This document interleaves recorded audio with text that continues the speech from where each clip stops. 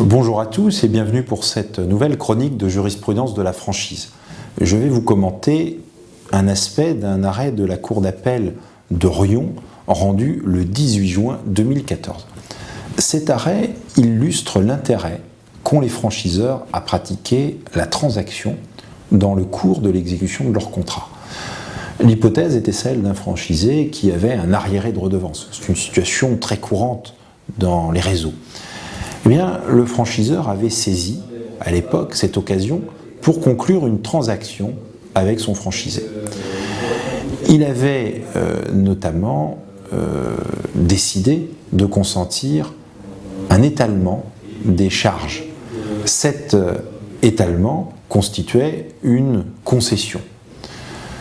En contrepartie de cette concession, le franchisé avait quant à lui renoncé à se prévaloir de tout grief à l'encontre du franchiseur, tenant à la formation du contrat, à l'exécution du contrat, jusqu'à la date de transaction.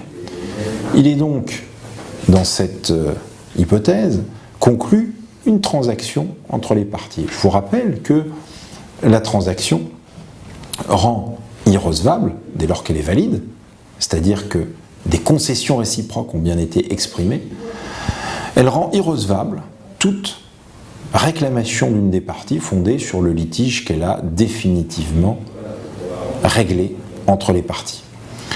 Donc cette pratique est extrêmement intéressante. Je ne saurais qu'inciter les franchiseurs, lorsque des transactions peuvent être conclues, c'est-à-dire qu'ils ont à étaler des dettes ou à renoncer partiellement à des dettes de marchandises ou de redevances, à la pratiquer.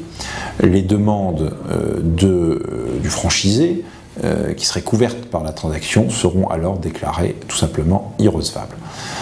Voilà, il y a donc là une question de bonne pratique et de bonne gestion contractuelle du réseau. Ce n'est une parfaite illustration avec cet arrêt de la Cour d'appel de Riom. Je vous dis à très bientôt pour une nouvelle chronique de jurisprudence de la franchise.